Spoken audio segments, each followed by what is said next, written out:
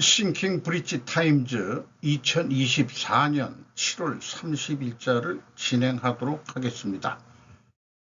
내용 좋았다고 생각하시면 구독, 좋아요 부탁드리고 1.5 배속을 보시기 바랍니다.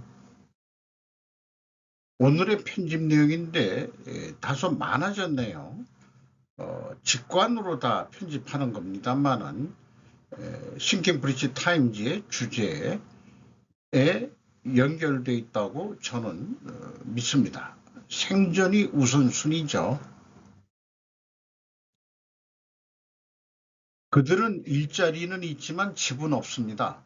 보이지 않는 미국의 노숙자 위기 속에서 제가 요거를 일하는 노숙자들의 증가라고 줄여서 그 제목을 생각해 봤습니다. 아바 바타라이 워싱턴 포스트지에서 보도를 했습니다. 내슈빌 인근 아마존 창고에서 시간당 $21를 벌고 어머니의 현대 SUV 차량으로 돌아와 잠을 청하는 앨런 리드 씨는 22살인데 일주일에 50시간씩 일하는데 아직도 따라잡기가 정말 힘들다고 말했습니다. 그는 그들의 검은 랩인 스텔라와 뒷좌석을 함께 쓰고 그의 엄마는 앞에서 잠을 잡니다. 수년간 급증한 임대료와 저렴한 주택 부족으로 인해서 강력한 노동시장과 임금 상승도 인플레이션의 금융적 부담을 상쇄하기에 충분하지 않는 상황이 만들어졌다는 게 원인으로 설명하는 것 같습니다. 공화당이 공격하는 것도 이 바이든이 그 집권 이후에 인플레이션율이 그 소득 증가를 넘어섰다는 거가 또 요즘에 공격 대상이기도 하죠.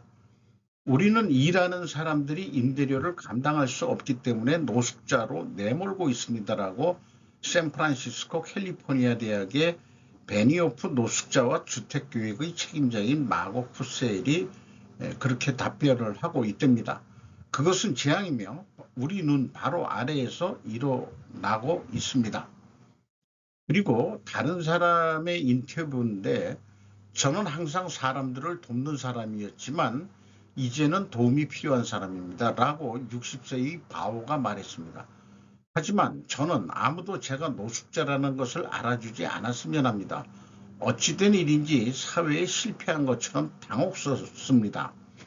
이하 한 대여섯 명의 인터뷰를 한 내용이 쭉 소개가 된 것 같습니다.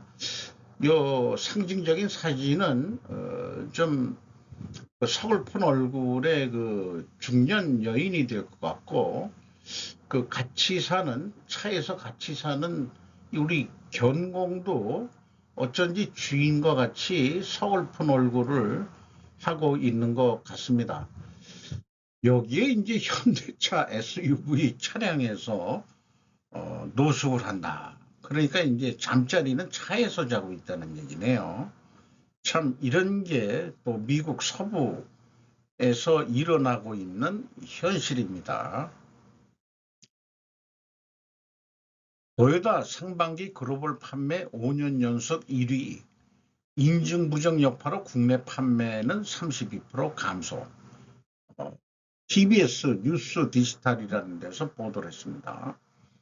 도요타 자동차 그룹이 올 상반기 세계 판매량이 516만 대를 넘어섰다. 인증 부정의 영향으로 판매량은 5% 가까이 줄었지만 5년 연속 세계 1위는 확실하다. 도요타 자동차의 올해 상반기 그룹의 세계 판매량은 전년 같은 시기에 비교해 4.7% 감소한 516만 대였다. 그래도 435만 대에 육박했던 독일 폭스바겐 그룹을 뛰어넘어 상반기 5년 연속 세계 1위가 확실했다. 견인한 것은 북미에서의 하이브리드차 판매가 호조인 해외 판매다. 이렇게 상황을 소개하고 있네요. 전년 같은 시기와 비교해 3% 증가한 434만 대 가까이로 상반기로서는 사상 최고가 되었다. 반면 국내 판매는 도요타와 다이하츠 공업, 도요타 자동 직기의 인증 부정의 영향으로 생산과 출하가 중단되면서 전년보다 32% 감소해 82만여 대가 됐다까지도 얘기하고 있습니다. 도요타의 이 사기인 모양이네요. 도요타 일본 말로 써 있는 그런 회사 사기인 것 같습니다.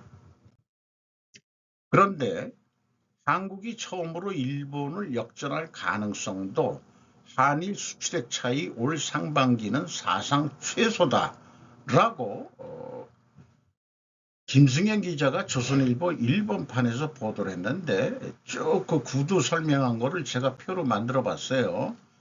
올해 상반기에 한국의 수출액이 3,348억 달러, 일본이 3,383억 달러, 35억 달러밖에 차이가 나지 않습니다. 2023년도는 850억 달러, 2022년도에는 632억 달러, 2010년대는 대략 1,000억 달러 정도는 항상 한국이 적었다. 그런데 일본이 그 피크 수출액은 2011년 8,236억 달러로 피크를 이룬 후에 계속 감소 추세다, 이렇게 소개를 하고 있고요. 2008년에 그 차이액은 거의 2억 6천억 달러가 차이가 났었는데 그게 쭉 그 수출액 차이가 줄어왔다는 거죠. 한일 수출액 차이가 줄어드는 것은 수출이 확대되는 추세인 한국에 비해 일본은 수출이 정체되고 있기 때문이다. 일본의 수출은 2011년 8,236억 달러로 최대치를 기록한 뒤 주력인 자동차와 중간재 등 산업이 고전하면서 우하향하고 있다. 반면 한국은 AI 열풍을 탄 반도체 산업과 전기차 판매 확대 등 수출이 최근 상승 곡선을 그리고 있다. 1월에서 5월 누계 수출액에서는 한국이 세계 7위로 지난해 7위였던 프랑스를 역전했지만 연말까지 수출액 증가세가 계속되면 일본을 제치고 중국, 미국, 독일, 네덜란드에 이어 세계 5위 수출국이 될 수 있다는 기대가 나오고 있다. 자, 근데 그 수출을 많이 해도 지금 우리 국민 생활은 나아지고 있느냐 하면은 또 뭐 그렇지 않은 면도 뭐 있죠. 요거는 그 마산 가포신앙이라고 그랬는데 부두의 그 선적을 기다리는 차의 모양인데 25일 촬영했다는데 드론으로 촬영했겠죠. 이렇게 떠서 했는데 마치 무슨 멀리서 보니까 반도체 모양 같이 생긴 것 같기도 하고요. 그런데 이제 이런 생각을 해보게 되네요. 무역의 수준은 별도일 것이고 일본의 해외 자산 투자 수익이 많다고 들었는데 최근에 갑자기 일시적인 엔화 강세로 인해 가지고 환류가 일본이 엔화로 투자된 돈을 일부 국내로 끌어들이고 있다는 뉴스도 좀 나오고 있었죠. 그런데 이런 거 관련해서는 좀 일본에서도 그 분석 기사가 나와 있는데 그건 뒷면에서 또 소개를 하도록 하겠습니다. 이 수출에는 그 쇠주 수출이 또 한몫하고 있는 것 같은데 작년 우리나라 소주 전체 수출액은 1억 141만 달러를 기록했다. 요건 제가 내용에 있는 거를 그 제목으로 했어요. 원래 제목은 이거 마시면 우리 사귀는 거다, K소주, 요거였습니다. 요게 이지혜 기자가 이데일리에서 보도한 내용인데요. 2010년 초반만 해도 80%가량을 일본에서 수출했는데 이제는 미국, 중국, 베트남 순으로 수출 대상국도 확대되는 중이다. K소주 관련주로는 하이트질러와 롯데칠성, 이것도 눈에 띄게 실적이 좋아졌다고 하는데 좀 상반기 실적을 좀 봐야 될 것 같습니다. 이런 생각이 들어요. 이 사람이 이지혜 기자인 것 같은데 이거 마시면 우리 사귀는 거다로 그 소주 수출액이 증가했다는 그 어떤 팩트 뉴스를 기사화하는 제목을 따는 이런 창의적인 수준, 여성 기자라서 그런지 얼굴은 뭐 화장빨이 이거 보면은 너무 얼굴이 반짝반짝 거리는 것 같기도 하고 그렇습니다. 네. 어쨌든 저는 이게 비아냥거리는 게 아니고 이지혜 기자한테 창의적이다 기사 제목 쓰는 게 칭찬하는 겁니다. 그래서 앵고는 누가 유도했는지, 앵고로 일본 기업은 어떻게 되는지, 갑자기 나타난 앵고의 정체를 철저히 검증한다. 이것도 좀 좀 과장 표현을 잘하죠. 현대 비즈니스에서 보도했는데 앵고가 급신장했다 했는데 요게 어떤 실물 경제보다도 자민당 요인이 있고 그다음에 트럼프 전 대통령이 앵화 약세를 비판적으로 보는 발언 이런 것도 있고 고노 디지털 대신이 엔저 시정을 위해서 금리 인상을 일본은행에 요구한 것을 발언한 거 이런 것들이 그 영향을 미쳤다 이렇게 얘기하고 있네요. 그런데 시장은 앵고의 계기를 찾고 있었다. 유럽은 일본과의 금융정책 국면이 정반대다. 유럽은 EU는 그 경제 활성화를 위해서 금리를 이제 내리는 것을 먼저 단행을 했죠. 일본은 거꾸로 금리를 지금 올려야 되는 입장이고 지금까지 계속 쌓여있던 투기적인 엔 매도 포지션, 캐리 트레이드 등 역류가 발생했다고 생각하는 것이 자연스럽다. 이렇게 표현하고 있네요. 오카와 토모히로 오스카그룹 CEO 겸 수석 전략가라고 소개를 하고 있습니다. 또한 중원자재 공급 중단 당황하지 마라. 일본 자동차 업계는 전전긍긍하지 말고 과잉 생산에 따른 수출 가격 폭락 시 시 정권 측도 약점이 매우 많다. 이런 내용의 제목일 것 같습니다.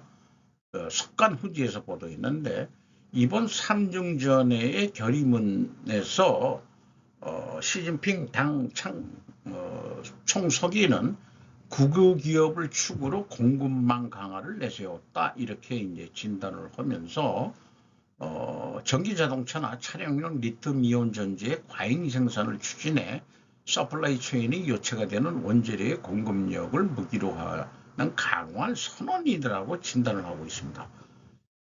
자, 그 과잉 생산을 한다 그러면은 저기 리튬이온 같은 거를 국내 생산하기 바쁘니까 일본한테 수출할 양 별로 없어 이렇게 얘기 나올 거다 그런 거로 이해가 됩니다.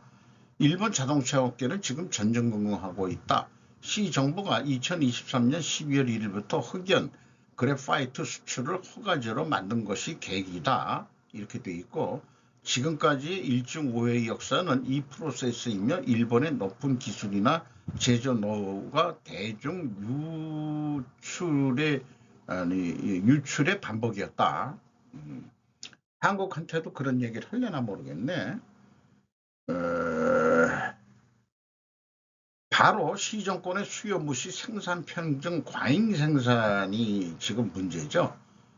그런데 이거 재미있는 견해를 얘기하고 있습니다. 일본 측의 대항 수단은 시 정권이 중시하는 그런 중국 상품을 사지 마라. 어떻게 해서든지 딴 데서 해결해라. 그 일본이 우리 그 소부장 재료 안 팔겠다 한일 관계 약화됐을 때 이것도 당했지만은 일본도 마찬가지죠.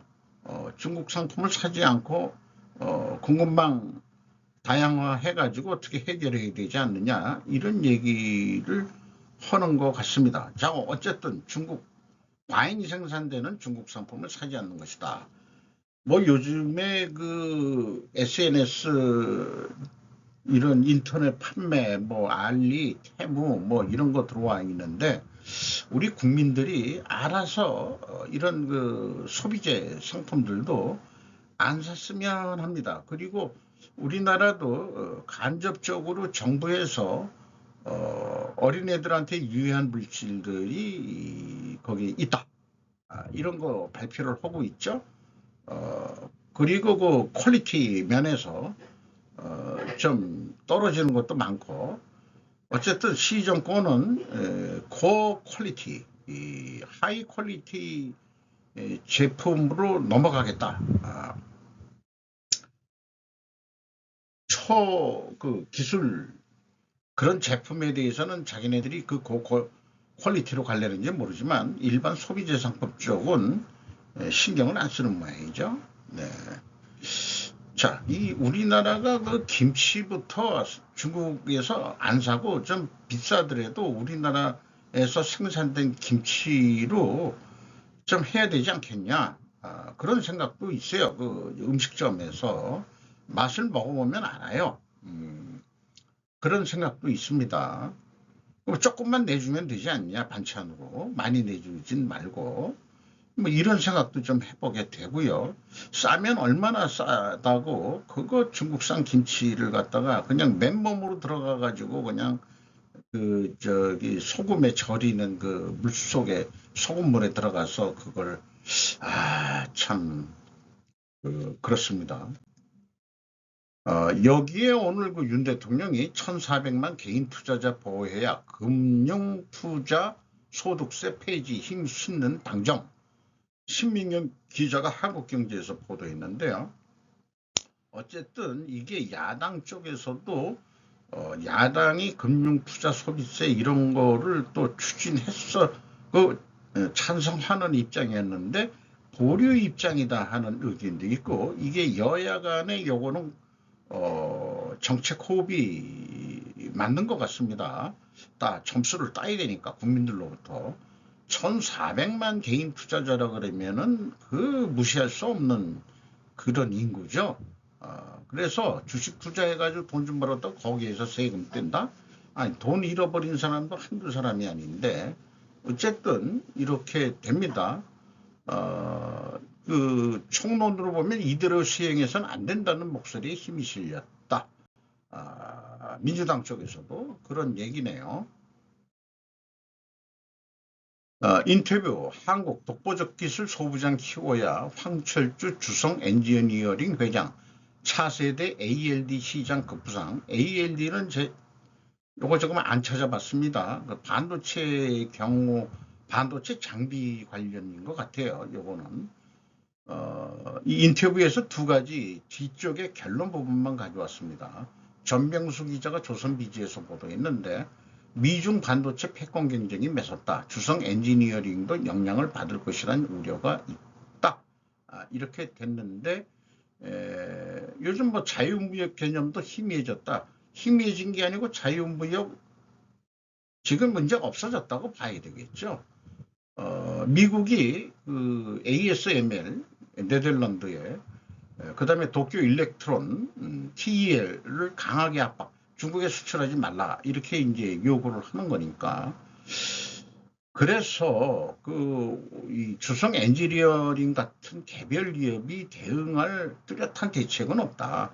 우리 정부에서 정치적으로 잘 풀어나가길 기대할 것뿐이다. 그러면 이게 이제 친중하겠다는 얘기냐 아니냐 그거는 헷갈리는데, 단지 중국에 대한 의존도를 낮추기 위해 그러면 그게 아니네요. 중국하고의 의존도는 낮추겠다는 얘기네. 고객사를 다변화하기 위한 노력을 기울이고 있다. 그런데 반도체 관련 장비를 파는데 고객사를 다변화한다 그러면 어디겠느냐? 뭐 별로 없을 것 같네요. 국내 소부장 생태계가 열악하다는 지적이 끊이지 않고 있다. 이를 타개할 방법은 무엇이라고 보는지요? 이제는 반도체 기술이 국가산업 경쟁력을 좌우하는 시대다. 검은 석유다. 이렇게 얘기를 하고 있죠. 아니, 그게 맞나? 검은 반도체가 참 긴 얘기한 거지. 잘못됐습니다. 국산화율을 단순히 수치상으로 끌어올리는 것은 의미가 없다.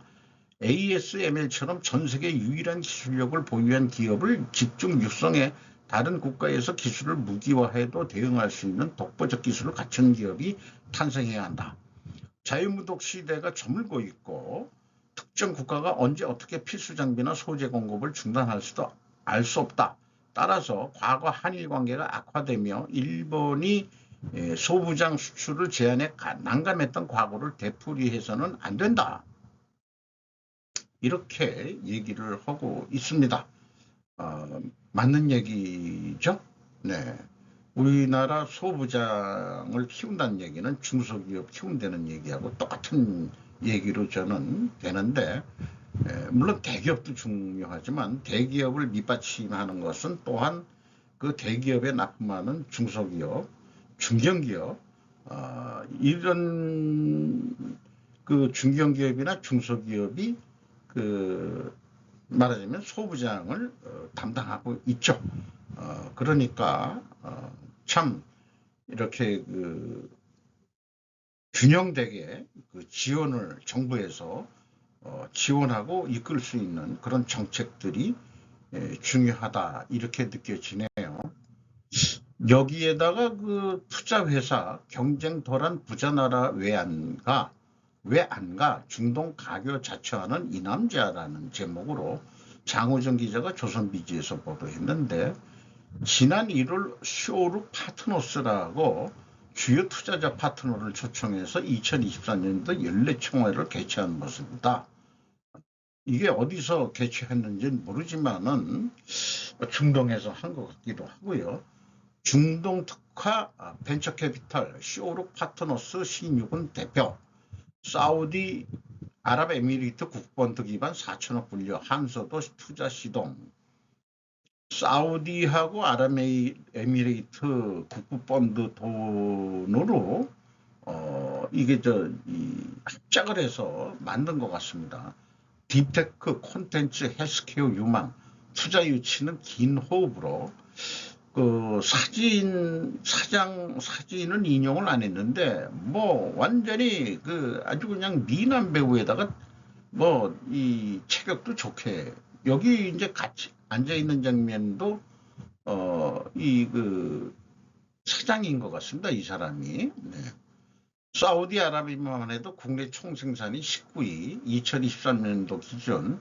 이렇게 부자 나라가 미국이나 중국, 동남아보다 인재가 적어 경쟁이 덜 치열하고 규제 문턱도 낮아요. 게다가 탈석유화로 경제구조 전환에 나서면서 세계 시장으로 문을 활짝 열고 있어요.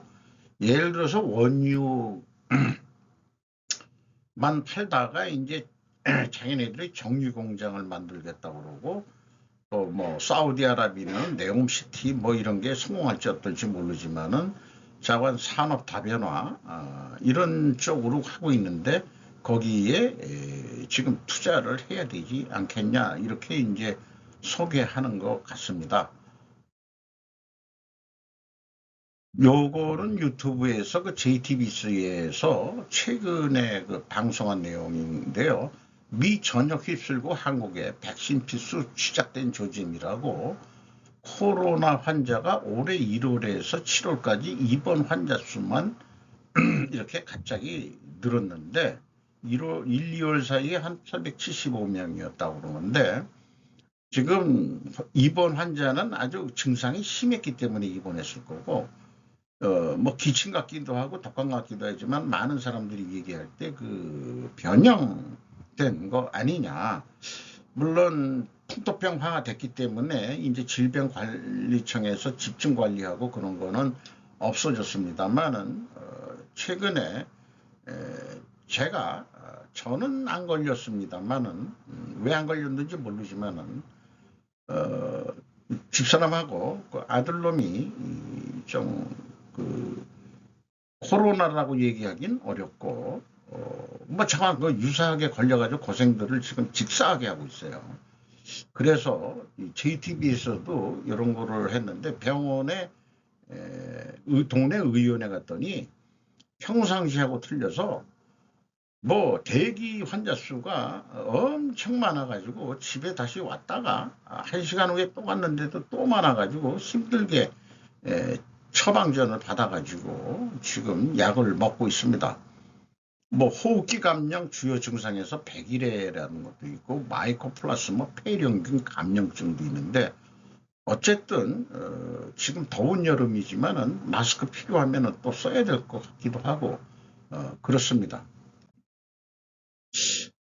이 뉴스를 좀 가져오지 않을 수밖에 없을 것 같아요. 할머니 유언 따라 일 대신 태국마크 독립투사 후손 허민미 갑진은 파리 장민석 양승주 기자가 보도했는데 여자 유도는 2016년 리우 올림픽에서 정보경이 48kg급에서 은메달을 따내 한국 여자 유도는 허미미가 은메달을 확보하며 8년 만에 최고 성적을 기록했다. 한국 여자 유도는 2020년 도쿄 올림픽에서 노메달에 그친 바 있다. 허미미는 2002년 한국 국적 아버지와 일본 국적 어머니 사이에서 일본 도쿄에서 태어났다. 2002년, 지금 그러면은 2024년이니까 22살 됐네요. 일본에서 자랐지만 한국 국적을 유지한 유도 선수 출신 아버지를 따라 일본, 그러니까 추성훈은 일본 국적 따지 않았나 모르겠어요. 땄을 것 같은데 6살 때 처음 도복을 입었다. 중학교 3학년 때 전 일본 중앙 유도 선수권 정상에 오르며 일본 유도 기대주로 성장한 것은 2021년 한국행을 결심했다. 일본에서 한국인으로 쭉 살아온 할머니가 생전에 남긴 손녀 미미가 한국 국가대표로 올림픽에 나갔으면 좋겠다고 유언을 따른 것. 자, 이게 한일 그 부부로서 그 아버지가 이제 아버지도 유도 선수 출신이라고 그러네요.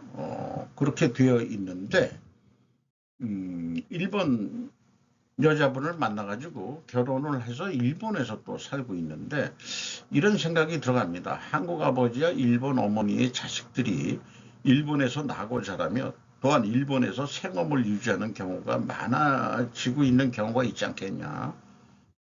그 2세들의 선택은 저는 그들의 몫으로 남겨두고자 합니다.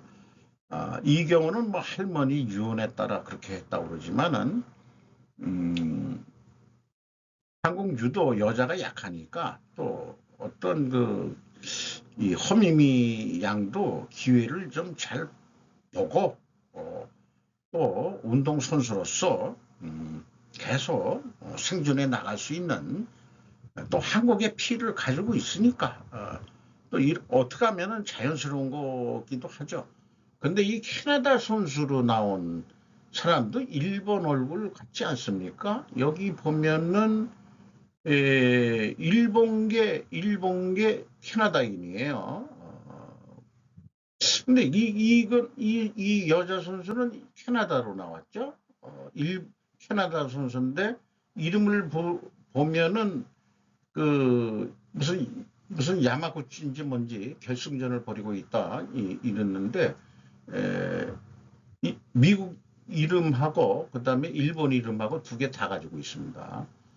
저건 이 뒤에 선수는 이 반칙패로 금메달을 놓쳤는데 뭘 반칙했는지 모르지만 저건 이 뒤에 캐나다 선수가 우승을 했습니다. 실력이 또 좋다고 하는 것도 있네요. 저 유도하면은 저도 관심이 있는 게 저도 이제 왕년에 좀 했습니다. 이걸 조금 했어요. 네. 14년 만에 다목적대 맞는다. 권역벌 후보지 14곳 발표. 박상현 기자가 조선일보에서 보도를 했습니다. 뭐 쭉 얘기하고 있는데 2018년에 문재인 정부가 국가주도댐 중단선언 뭐 이런 게 있었나? 제가 환경 어쩌고 저쩌고 하려니 저기 한강 뭐 수중 뭐 해체해라 뭐 이따 이것들 해가지고 어쨌든 하는데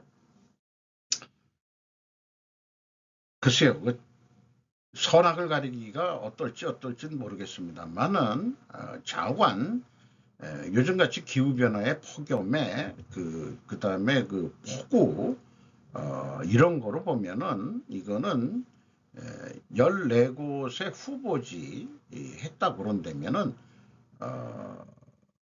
홍수 피해를 막기 위해서라도 좀 하긴 해야 될 겁니다. 일시적인 것들은 우리나라는 이거에 대해서도 우리나라 지형이 동고하저기 때문에 그나마 물이 빨리 빠지는 그런 지형을 가지고 있는 것도 다행이지만 그래도 홍수가 나니까 저건 댐을 좀 많이 져야 되는데 여기 보면은 좀 호남지방도 좀 많이 져주고 여기 지천댐이라고 그러면은 요게 이제 새만금 쪽하고 관련이 있을 것 같고 여기 보면은 그 용인 크러스트에 하는 그 공업용수 이런 거 하려 그러면 어디 수원으로 해가지고 잘 해야 될지 아미천댐은 경기 북부 모양인데 어쨌든 이 댐을 건설해가지고 이 건설업 경기 부양에도 조금 기여를 할 수 있게 국가 재정을 아주 야무지게 쓰길 바랍니다. 산불로 미 캘리포니아 서울 2.5배 불바다 통제 불능 우려. 김민아 기자가 한겨레에서 보도를 했는데 오리건주 화재 진압 중 에어탱크 추락 사고도 있었고 캐나다 제스퍼 국립공원도 100년 만에 최대 피해다. 요거는 이제 그 보통 포치카 같은 거로 미리 맞불을 나눠 가지고 더 이상 번지지 않게 하는 어떤 산불 진화 어떤 방법론이라고 그러죠. 뒤에 이게 손 가지고 있는 건 뭐 가지 같은 거 막 쳐내고 막 그러는 데 쓰는 거고 이 산불 소방대원 야, 이 뜨거운 여름에 진짜 고생이 많네요. 미국 서부 지역에 잇따른 화재는 38도를 넘는 고온과 건조한 대기가 원인으로 제목된다. 참 숲이 울창한 것도 좋은데 그 큰 산이고 뭐 그 록시산맥 그다음에 뭐 이런 게 있지만 그래서 이 간벌이라는 게 얼마나 중요한지는 모르겠어요. 그러니까 이 뭐 자연 뭐 훼손한다 어쩌 그따위 얘기하지 말고 뭐 좀 높은 산이든 어쨌든 그 간벌 같은 거. 근데 유럽 같은 경우에는 상대적으로 행복한 것 같아요. 왜냐면은 그 유럽 전체가 알프스 정도 빼놓고 다 그 구릉지대 같은 데니까 숲풀은 울창한데 독일 같은 데 이렇게 기차 타고 가다 보면은 간벌을 중간중간 해놓더라고요. 그 미국 같은 데도 좀 산세가 높지만은 간벌들을 좀 해가지고 불이 좀 잘 안 번지게 하고 뭐 그런 것도 좀 필요하지 않을까 개인적으로 제가 전문가는 아니지만은 그런 생각을 해보게 되고요. 당신도 당신의 늙은이를 결제할 수 있습니다. 요거 빗대어서 여기 코미디언 존 스튜어트라고 그러는데 바이든 대통령 중도 하차에 대해서 공화당이 비아냥거리니까 니들도 전 대통령이 늙은이 아니냐 너희들도 당신의 늙은이를 교체할 수 있다 이런 식으로 좀 얘기를 하는 것 같습니다. 해리스 부통령의 지지가 민주당 내 구테타라고 주장하는 공화당의 의원들의 영상을 연기했다. 이 사람이. 자, 끝난 것은 끝난 거고 기아를 다시 바꾸고 교정하면 되는 거 아니냐. 이건 민주당 쪽이겠죠. 그렇게 얘기를 했습니다. 자, 그러면 늙은이가 언제부터 늙은이냐. 저는 뭐 현재 수준까지는 70살, 만 70이 넘으면은 뭐 우리나라도 이제 만으로 따지는 게 정상적인 연령이죠. 그래서 나이를 0세부터 14세라고 이렇게 표현하죠. 이제는 한 살부터 나올 때 한 살이 아니에요. 이제는 0살이에요. 0살. 그러니까 10살부터 늙은이로 정의하도록 했으면 좋겠어요. 그런 의미에서는 제가 늙은이 늑다리 꼰대가 됐습니다. 참 그렇게 되네요. 그래서 참 식욕도 떨어지고 그 다음에 이제 그 먹는 양도 줄고 그렇게 되더라고요.